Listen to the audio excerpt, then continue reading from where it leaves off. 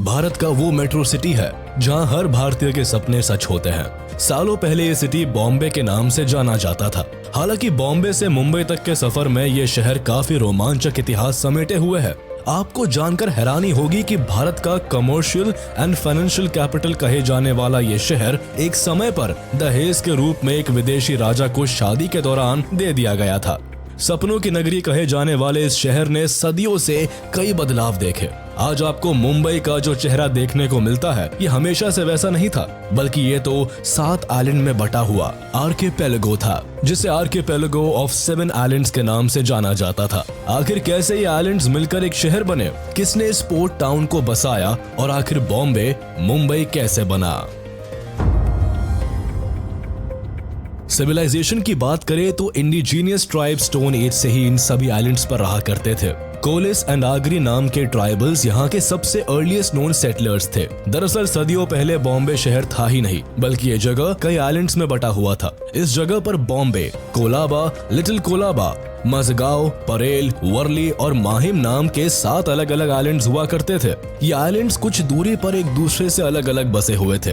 उन दिनों यहाँ केवल fishing villages, marshes, mud flats, caves, temples and hills ही देखने को मिलते थे। इन आइलैंड्स में रहने वाले ज्यादातर लोग मछुआरे थे जो यहाँ मछली पकड़कर अपना जीवन चलाते थे। इसके अलावा भी कई कम्युनिटीज इन आइलैंड्स में रहती थी। सबसे मजेदार बात यह है कि 7 आइलैंड्स अलग अलग कल्चर को फॉलो किया करते थे और इन सबके इंडिजीनियस किंग्स हुआ करते थे। 3rd सेंचुरी BCE से लेकर 1348 तक यहाँ पर अलग अलग हिंदू डायनेस्टीज ने राज किया। सबसे पहले यहाँ मौर्यन किंग अशोका का राज हुआ करता था, लेकिन 185 BCE में मौर्य एम्पायर के डिक्लाइन के साथ 2nd सेंचुरी BCE से लेकर 10th सेंचुरी CE तक इन आइलैंड्स पर वेरियस इंडिजीनियस डायनेस्टीज ने राज किया, जिसमें सतवाहनस, अभिरास, वाकटकस, कालाचोरिस, कोंकण चालुक्यास, राष्ट्रकूटास, सिल्हारस और छोलास शामिल थे। 1348 में दिल्ली सल्तनत ने इन सभी आइलैंड्स पर कब्जा कर लिया और यहीं से हिंदू रूलर्स की संप्रभुता भी समाप्त हो गई। 1348 से लेकर 1391 तक यहाँ पर दिल्ली सल्तनत का कंट्रोल रहा और इसी दौरान नजीरुद्दीन मोहम्मद बिन तुगलक, जो कि दिल्ली सल्तनत के सुल्तान थे, उन्होंने जाफर खान को गुजरात का गवर्नर बना दिया था। जल्दी ही 1398 में जब तुगलक डायनेस्टी कमजोर हो गई, तब जाफर खान ने मौके का फायदा उठाते हुए अपनी गुजरात सल्तनत की नींव डाल दी। इसी पावर शिफ्ट के साथ बॉम्बे भी अब गुजरात सल्तनत का हिस्सा बन गया।